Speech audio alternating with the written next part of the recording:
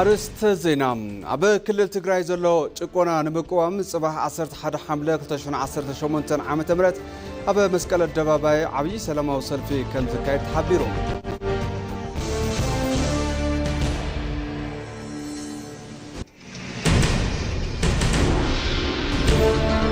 ኮሚሽን ሃገራዊ ዘተ ዘካየደ ዘሎ ጉባኤን ሰላም ሃገርን መጻኢ ወለዶን ዝጠቅም ከም ዝኸውን ኣይተ ገብረ ጻድቅ ገብረ መድህን ገሊጾም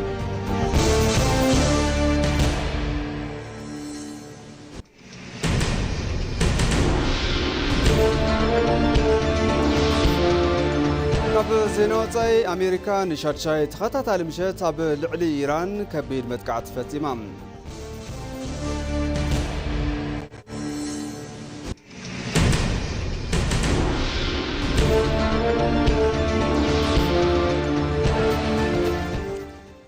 سلام طعنا بالله يزخوركم تملكتي كمي تمسيو لقع ساعات حادة كوينو كم تلمود ما دزينا حزناينا متينا زلنا زيناتات ندام راحكم ساهم صنع أنا إبراهيم فسام فلما جن حد صار من اختهاتنا نملس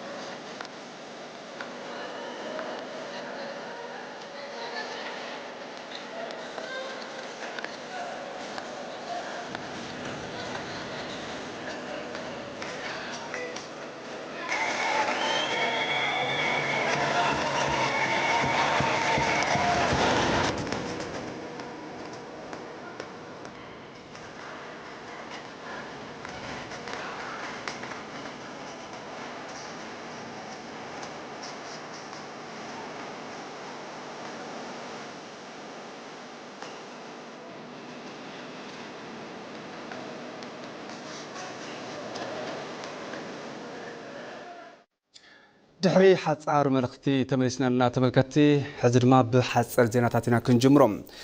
ቀዳማይ ሚኒስትር አብይ አሕመድ ብሄራዊ ረብሓ ኢትዮጵያ ኣሕሊፍና ብምሃብ ናይ ታሪክ ተሓተቲ ንከይንኸውን ኣብ መንጎና ዘሎ ዘይምስምዕማዕ ብምኽክር ክንፈትሖ ኣለና ክብሉ ምዒዶም እቶም ቀዳማይ ሚኒስትር ኣብቲ ዝተኻየደ መኽፈቲ ስነ ስርዓት ጉባኤ ሃገራዊ ዘተ ከም ዝበልዎም ብሄራዊ ረብሓና ክወስዱ ዝደልዩ ሓይልታት ካብ መንጎና كنرحقهم يقبام إثيوبيا نعشحات زمانات حاليان أم حاديران زسنحتو كأيح بحري بسنكوش تاوي زي مسمع سينا تنبر ربحان دليتان كعجز غير حيلي سلا زنبرة آيكونن دمايلهم سلا زغنا وش تاوي زي مسمع معنا بقلتي بمخخارن سأجمعتنا بسلامة ومجدي بمفتحن كاب ناي تاريخ تحتات النت كندحن على الناس بلوك أدمى مستر أبي أحمد نزمت ولدو زحشت هاجر كنا ساجر كم زقباد مام أجنزيبهم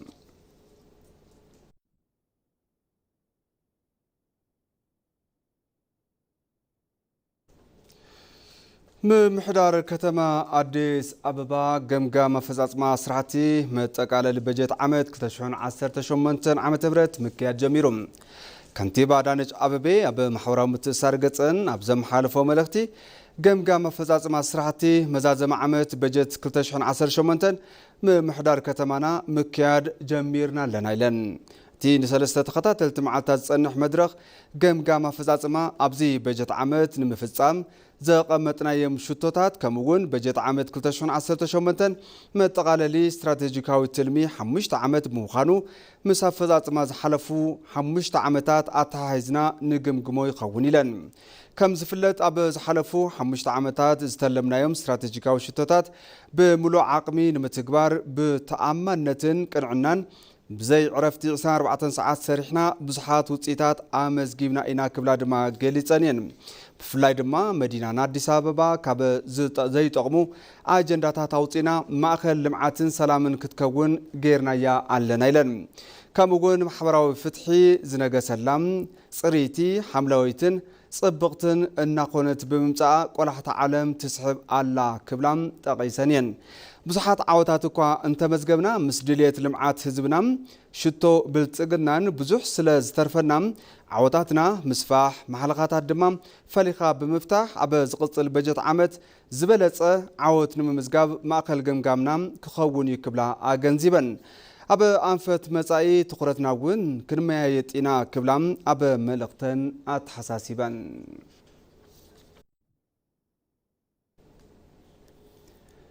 حدشتي أمساتن لأختن قصري حساب بيراوي بانكي أب حد مسكوت أقلقلوت نخرخبو فقاد تواهيبوم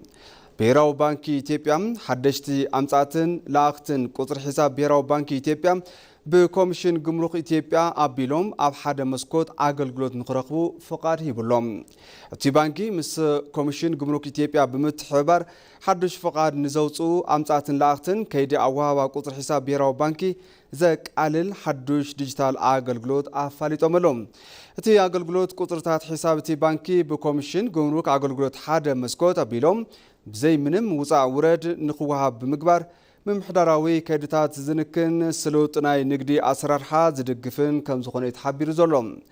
تي حدوش أقلقلوت نفلما أوان قصر حساب بيراو بانكي تيبيام نزوصون حدوش فقاد نزرقون أمساتن لاغتن تراح زملكات كم زخونيون تملاغيتوم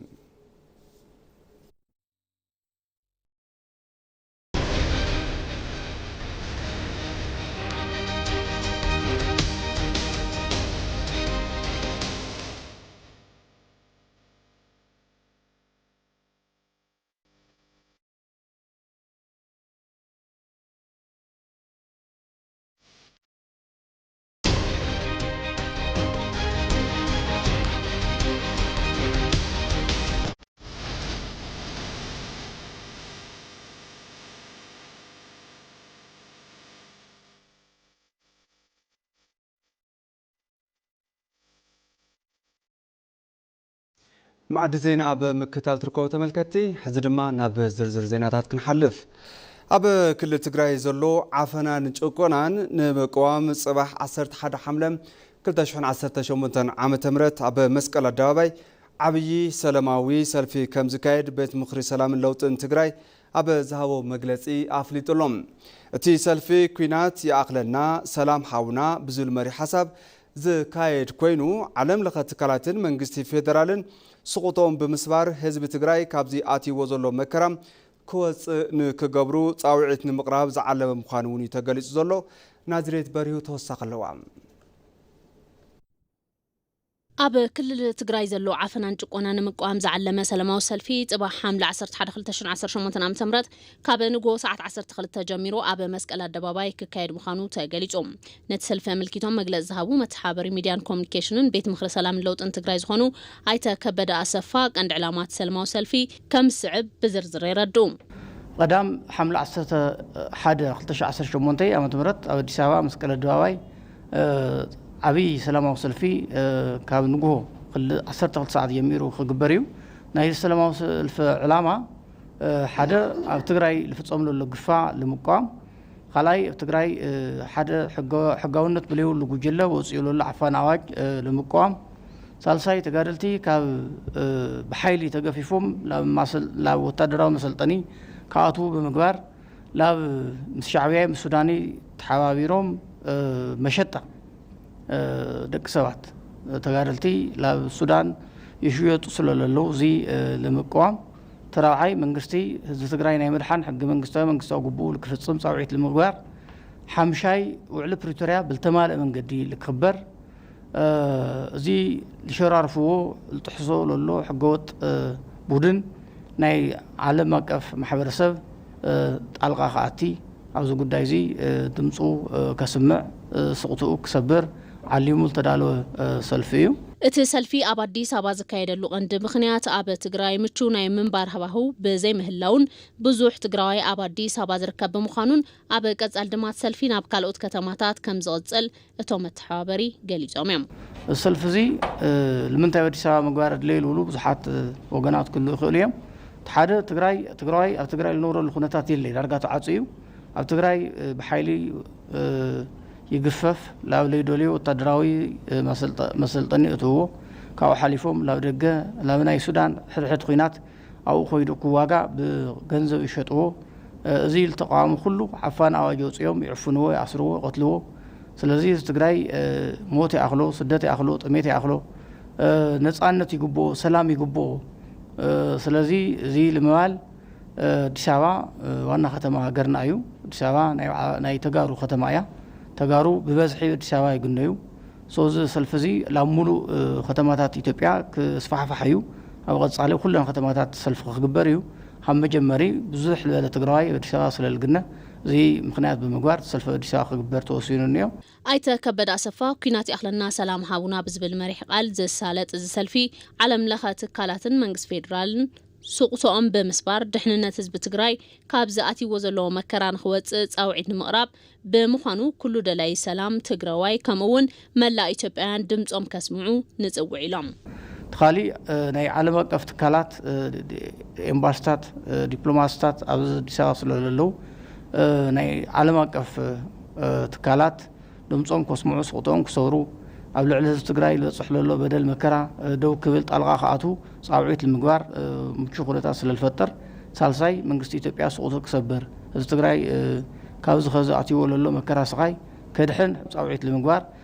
ለዓለመ ብምዃኑ ለመጀመሪያ አዲስ አበባ ክግበር በቤት ምኽሪ ሰላም ለውጢ ወሲኑ ምድለዋት ወዲኡ ጻውዒት ይግበረሉ ጎስጓሳት ይግበሩ የምለለው ብምዃኑ እዚ ሰልፍ እዚ ናይ ሰላም ሰልፍ እዩ السلم زي خينات أكل سلامنا هنا خينات أخلنا بلبل مريح قال كايد مستمخانو كله سلام فتاوي تجراوي يقولوا له إثيوبياوي أو السلف زي بمجناي دمصو العالم ملو زي إثيوبيا لمنجس إثيوبيا كسمع على جون هذا تجراي له وجنا ونت خري صاعتنا نقرب أب هاجراو زتفترة تقاريبك ناي مزتاي عدل أب إثيوبيا سلام زلاق حدنتن بمعسال هاجراوي عبيد زمت مخانو شماغلتات عدي كل السيداما تزاربهم كابس تفراليو كابتات زمصو توكلتي هاجراوي زتون بمدم ماس أنفتات فتح ملاش كم زكا عليهم حبيرهم زلهم نصبصب أسرسا وجيشام دهاب ياسين ባህላዊ ስርዓት ኣፍኚ ህዝቢ ሲዳማ ዘጋጥምዎ ጎንጽታትን ቀረታታትን በዝሰኸነ ዘተን ምድምማጽን እናፈትሐ ዘበናት ዝተሳገረሉ እሴት እዩ እዚ ድማ ኣብ መንጎ ማሕበረሰብ ብዝተፈላለዩ ምኽንያታት ንዝፍጠር ጎንጽታት ፍትሒ ብምሃብ ሓድነት ዘጽንዕ ምዃኑ ምስ ኢቲቪ ጻንሒት ዝገበሩ ሽማግለታት ዓዲ ሲዳማ ይገልጹም ኣፍኒና እንዮ ኣፋቶ ዳይኩል ኣታኢዚ ዲ ኣፈኒ ዝበሃል ባህላዊ ስርዓት ኣሎም ካብ ቅድመ ኣያታትና ዝመጽዩ ጸገማት እንተጋጥሙ ኩሎም ናብዞም ሽማግለታት ይመጹ እዚ ናይ ሕዚ ወለዶውን ነዚ ስርዓት እናፈለጠ ጸገማት እናፈትሐዩ ሰንጎተ ግዶ ፈለ ዘላተማራ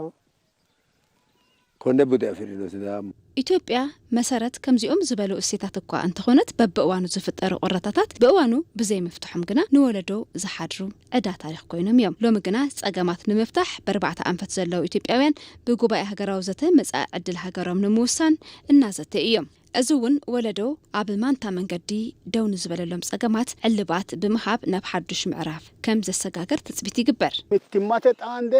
ወሽኖ ወከላም መሁኒ كل تأخاقيبو مزتاي بتعمينا نحنا ندلي إثيوبيا حنت خوينا ጸገማታ ተአልዮም بزي قنصي كننبريو نزيد ما كلهم توكلتي تدماميصوم فتح كناديو يغبا متأك جوا ميكي أفوت هذا جورا قد آجيش ولا جدو فشا جبنتي ጎንጽንጽል እንተዘይሃልዩ ተማሂርና ሰሪሕና ሃገር ምዕባል ንኽእሊና ሰላም እንትህሉ ተማሃራይ መሃር ሓረስታይ ሓርስ ነጋዳይ ንግድ ኩሉ ተሓባቢሩ ሃገር ንኽቕይር ትጽቢት ንገብር حتى كجنبا يمدينو ماني أراراميرو تني جونكي ميميتو سيجيرو ونافع ኢትዮጵያውያን ንዘበናት ዝደልይዎን ብታሪኽ አጋጣሚ ዝረኽብዎ ዕድል ዘተተጠቒሞም ንጸገማቶም ፍታሕ ምንዳይ ተኽኢሎም ሃገራዊ ሓድነት ብምጥንኻርን ብሔራዊ ምርድዳእ ብምግባር ኩሉ ኢትዮጵያዊ ንህንጸት ሃገር ብሓደ ሓሳብ ዝሳተፈሉ ዓውዲ ይፍጠር حتى وقت بقى كيريو فولتا سلامته فولتا በቲ ዘተ ሰላም ይዓስል እዚ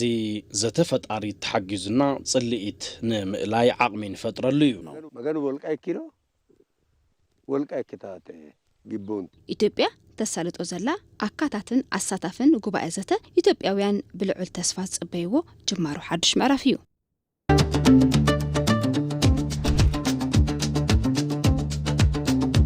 ካብ ዘመናዊ ሕርሻ ክሳብ ዝዓበየ ዝመጽእ ዘሎ ኢንዳስትሪና ህይወት ዜጋታት ዝቕይር ፍትሓውን ኩለ መዳያዊ ስግግር ቁጠባን ምርግጋጽ ብሓባር ጠጠው ክንብል ኢና ኢትዮጵያ በመመኻኻር እትነጽ ሃገር ዜናና ቀጽል ተመልከት አበ ኢትዮጵያ እናተሰለጠ ዘሎ ታሪኻዊ ሃገራዊ ዘተ ሐቀኛ ሃገራዊ ምርዳ ንምፍጣርን ንመጻወለዶ ዝተረጋግዐት ሃገር ንምርካብን ዓብይ ተስፋ ከም ዝተነበረሉ ተዛተይቲ አካላት ገሊጾም እቲ ዘተ ባህላዊ ስርዓት ሽምግልናን ሃገር በቀል ፍልጠትን ሳይንሳዊ ከይድታት ብምሕዋስ ብብርካ ሃገር ዘተ ምጅማሩ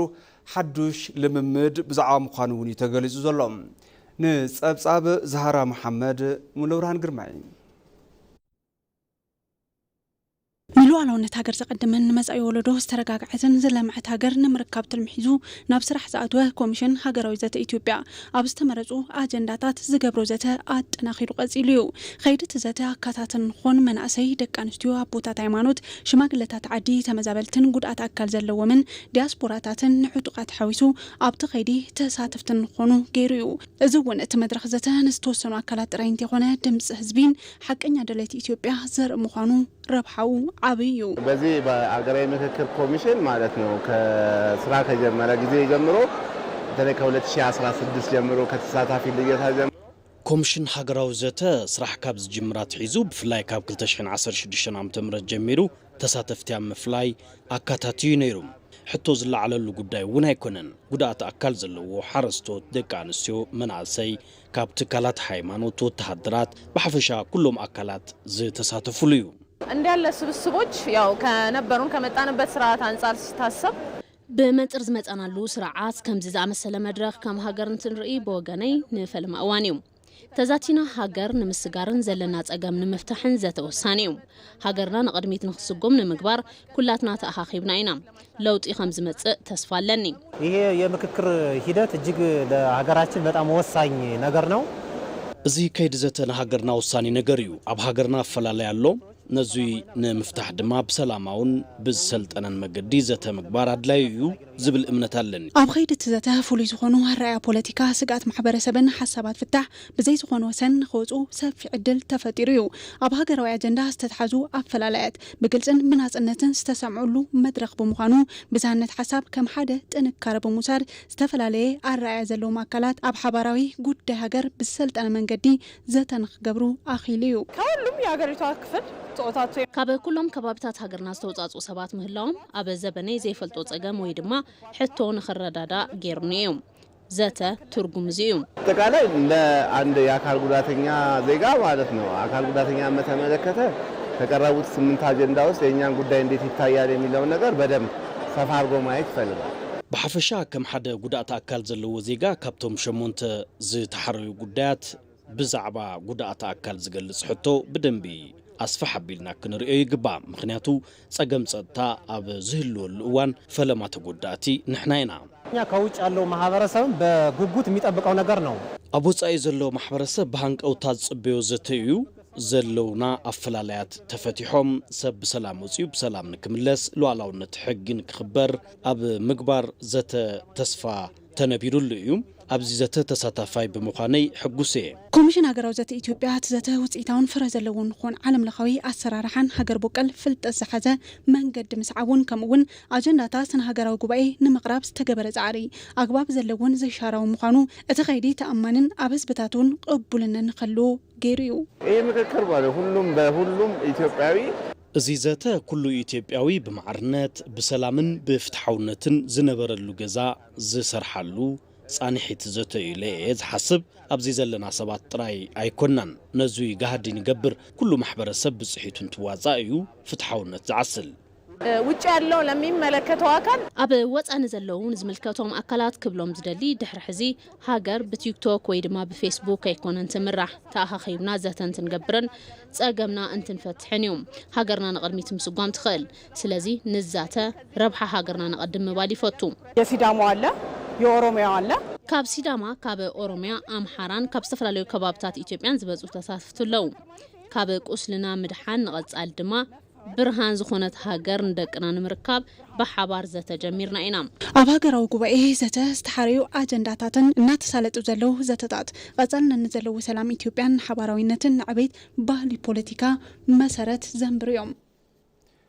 ኮሚሽን ሃገራዊ ዘተ ዘካይድ ዘሎ ጉባኤ ንሰላምን ሃገርን መጻኢ ወለዶን ዝጠቅም ከም ዝኸውን ኣይተገብረ ጻድቅ ገብረ መድህን ገሊጾም ፖለቲከኛ ኣይተገብረ ጻድቅ ገብረ መድህን እቲ ኮሚሽን ኣብ ዘካይድ ዘሎ መዛዘሚ ጉባኤ አንቀጽ 39 ንክስረዝ ሓዊሱ ንሃገርን መጻኢ ወለዶን ዝጠቅም ጽቡቕ ተስፋታት ሒዙ ንክመጽኡ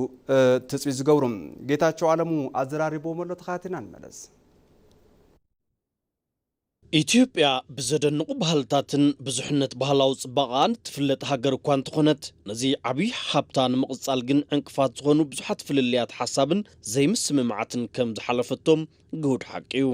ነዞም ጸገማት ንምእላይ ኮሚሽን ሃገራዊ ዘተ ብኣዋጅ ቁጽሪ 1265 ዝባር 2014 ብባይቶ ወከልቲ ህዝቢ ድሕሪ ምጥያሹ ኣብ ዝሓለፉ 4 ዓመታት ሰፋሕቲ ስራሕቲ ኣጀንዳ ምቕራጽ ክሰርሕ ድሕሪ ምጽናሕ ሎሚ ቅነ መዛዘሚ ጉባኤ የሳልጣሎም እቲ ኮሚሽን ዝሓለፉ ስራሕቲ ዛዚሙ ናብዚ መብጽሑ ወርቃማ ዕድል ምዃኑ ፖለቲከኛ ኣይተ ገብረ ጻድቅ ገብረ መድህን ገሊጾም ኣይተ ገብረ ጻድቅ ነዚ ዝበሉ ምስ ኢቲቪ ትግርኛ መደብ ይህን ምሂን ኣብ ዝነበሮም ጻኒሒት እዩ ቅቡልነትን ቀጻልነትን ዘለዎ ሃገረ መንግስቲ ምህናጽ ይልብል ተዕላማ ናይ ፖለቲካ ፕሮግራም ዳር ካፍቶም ንተቐመጡ ሽቶታት ወይ ግብ እንብሎ ድማ ሓደ ውይይት እዩ ቁጥሪ ሓደ ልመጸ ምርድዳ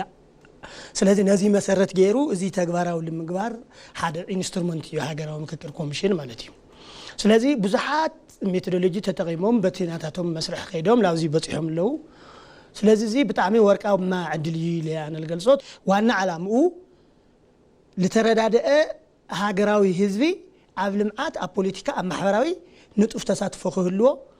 ስለዚህ ልባሁን ዕድላት ክጸብለዎም እዩ ምክንያቱ በባንዴራ ድሕር ትባስ ኮንካ በመከላከያ ድሕር ትባስ ኮንካ በታሪክ ድሕር ትባስ ኮንካ ጸገመለካ ማለት እዩ እቶም ፖለቲከኛ መንፈስ ዘተ ኩሎም ኢትዮጵያውያን ዝሳተፉላ ዝማዕበለቲ ኢትዮጵያ ንዓናን ንደቅና ነውርስ ዝብል ምዃኑ አረዲኦም ኩሎም ኢትዮጵያውያን ዝሳተፉላ ለማዕበለት ኢትዮጵያ ለደቅና ንዓናን ነውርስ እዩ ስለዚህ ኣብዚ አድማ لورح لأكلكم تقول كاية تزتيو تفتيلو تصميقسي output هو إثيوبياويان كلهم لساتفلو فاينالي دما أركم خمس اللو بهالي أنا زي ما تسوي تخون له إزاي سكاهز النهرة أبس إند داون نسبة عمي أتقنتي دلي أم نخطب لهم ربنا يقول كسرات التفت أتصومنتين نزي أم بك نحس أن حوارنا ويخلو هذي ኢትዮጵያ ሃገርና ላብ አሐሸ ማዕራፍ ለሙሳድ ሓቢርና ንስራሕ ልብል ደጉኡለ ለሎ አጣሽኡለ ለሎ ምሕረት ይገወረሉ ልብል ወን ክመጽ ይኽእል አነ እዚ ከም ሓሳብ መቅረብኩ ብሄር ይኹን ሃይማኖት ንፍልልይ ምኽንያት ከም ዘይኸውን ዝገልጹ ኣይተገብረ ጻድቅ እቲ ጸገም ኣብዚ ተሓቢኦም ኣብ ዝሰርሑ ፖለቲከኛታት ምዃኑ ሓቢሮም ኣብ ዝተስተኻኸለ ትክክለኛ ስርዓት ብሄር ጸገም ይኾነ ቋንቋ ጸገም ይኾነ ሃይማኖት ጸገም ኮነ ይኽእል ለምንታይ መስለካ ፖለቲካ ማህበርዩ ውዳብዩ ስለዚህ ፖለቲካ ውዳበ ማህበር መስፈጠርካ ተፈጥር ተለኻ መጀመሪያ ማህበረሰብካ ታይ መስል ይኻ ተምጽ ኢትዮጵያ ታይ ትመስል ክልላት ታይ መስላ ታይ ታሪክ ኣለወን ታይ ሓለፍ ኣለወን ታይ ድኽመት ኣለወን ዘን ክትዓውተል ደሊ ይኻ ተገብር ስለዚህ ፖለቲካ ናይ ሓሳብ ስምምዕ እምበር ናይ እስልምና ሃይማኖት ተኸታይ ስለዝኾነ ክውደብ ለይኽእል ወይ ተተወዲኡ ወይ ድማ ክርስቲያን ወይ ቃሊ እዚ ናይ ድሑራትን ናይ ደናቁርን መጫወት ስለዝኾነ እዩ ኮሚሽን ሃገራዊ ዘተዘካይዶ ዘሎ ናይ መዛዘሚ ጉባኤ ጽቡቓት ተስፋታት ሒዙ ንክመጽእ ትጽቢት ከም ዝገብሩ ዝገለጹ ኣይተ ገብረ ጻድቅ ገብረ መድህን ልዕሊ ኩሉ ግን ኣብቲ ጉባኤ ሃገራዊ ምክክር ዓንቀጽ 39 ንክስረዝ ትጽቢት ከም ዝገብሩ ሓቢሮም ብሓደ ለይቲ ክመጽእ ይኽእል እዩ ኖ ብዙሓት ፕሮጀክታት እዚ ታይም ልግበር እዚ ምስተስማዕ ማዕኻ ፕሮግራም ንጥቕለሉ ፕሮግራም ክትጥቕለሉ እዮም ፕሮጀክት ብልኾኑ ድማ ፕሮጀክት ዘን ኤቢላ ተባሂሉ ነው ዓለም ስያመ ተዋሂቦም ልላው ንምልከቶ ለኸዱ ክኸዱ እዮም ህዝተኻሉ ግቦም ሓፈሻዊ ዳይናሚዝም ከም ጽልኽል ከዓ ልክ ከም ሕገ መንግስቲ ምንካል ድማ በሊል ኣብነት ዓንቀጽ 39 እዚ አይ ኤክስፔክት በቃ ክስረዝ የልጽባዕነ لمنتهى مسلكا it is a driving force separate لمقبار لدفع حيل driving سلا لقبرك مالتيو لمنتهى تبتن عالم بتكنولوجيا وتأسسر له نهاية ممرات عامة توصل لجداس لمنتهى قاتبتن سلازي هذا عنك 3 ساعات أنا كم حدا أنت كتعرف له الإعلام وانا إثيوبيا يعني كاوت أورنت كاو جتشت مسموع وصيهم نهاية مرد دا بهلنا هذه من خرنا قمت يلي حسب ምክንያቱ አምርድዳ ሞት የለይ እንወት የለይ ምንም ጉዳት የለይ በሐሳብ ከተቃለት እቲ ጉባኤ ንፖለቲካዊ ማሕበራውን ጉዕዞ ዘጽንዕ ንዝቕጽል ወለዶ ጠንካራ ሃገር ንምህናጽ ዘኽእል ሓዱሽ ታሪኻዊ ምዕራፍ ዝኸፍት ምዃኑ ዝገለጹቶም ፖለቲከኛ በዚ ድማ ካብ ጸቢብ ጉጅላውን ውልቃውን ረብሓ ብምውጻእ ንሰላም ሃገርን ንመጻኢ ዕጫ ወለዶታትን ብምሕሳብ ብቕንዕናን ብሓቀኝነትን ምልዛብ ትጽቢት ከም ዝግበር ተተስፊዮም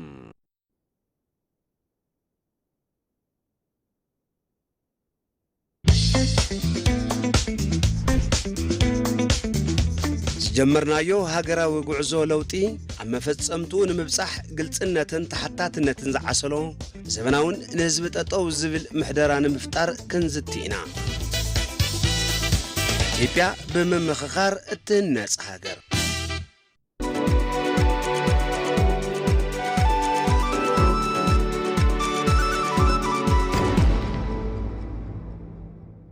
تبركتي حزدما ناب زين عداقا كنسجر كوربوريشن لمعات باركتات اندستري أب بجت عامت كتشون 10 شمنتن لعلي 366 مليون دولار أتاوي سدد كم زرخبة أفليتم لعلوت حلف تسرح كوربوريشن باركتات اندستري أبزي حزوان أب كتما حواسا بمركب أفزات ما تلمي بجت عامت كتشون 10 شمنتن نقم قومي ركبهم أتي توت أب وشتي كوربوريشن أب زمحضر فلياز واتات قطبان اندستري باركتاتن زنقص أسو نقادون نبه وطعي فريات كاب زلوخن كم سترخبه كم زخونه دما تغليص لهم وانا كايدي سراحتي كوربوريشن دكتور فساي تاغسو ابز عمت سترخبه توت شرف وطعي اب تاريختي تكال كاب استمزغب زلعله درجه افضاصما زوكل مخانيم غليصوم زلهم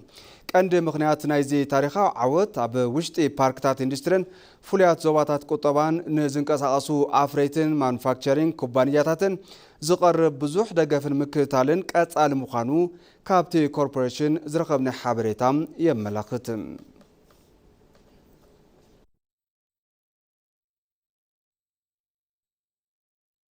ካብ ዜና ወጻኢት ሰግር ድማ ኣሜሪካ ንሻድሻይ ተኸታታሊ ምሸት ኣብ ልዕሊ ኢራን ከቢድ መጥቃዕቲ ፈጺማላ ስምዕነት ኣፍረንስ ዳግማይ ናብ ጎንፂ ዝተመልሳ ዋሽንግተንን ተሄራንን ጎንፀን እናተጋደደ ይቐጽለሎም በዚ መሰረት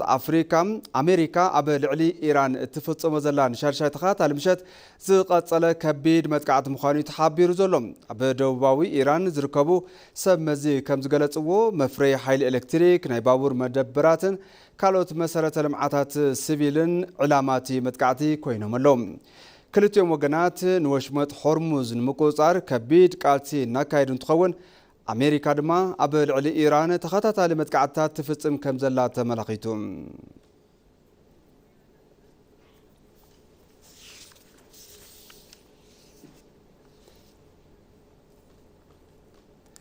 ተመልከቲ ማዕድ ዜና ቀድሚ ምዛምና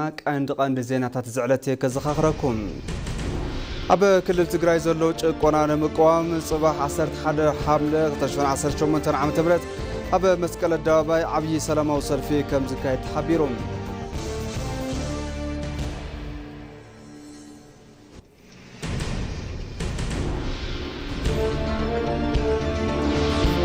ኮሚሽን ሃገራዊ ዘተ ዘካይዶ ዘሎ ጉባኤን ሰላምን ሃገር መጻ ወለዶን ዝጠቅም ከም ዝኸውን አይተ ገብረ ጻድቅ ገብረ መድህን ገሊጾም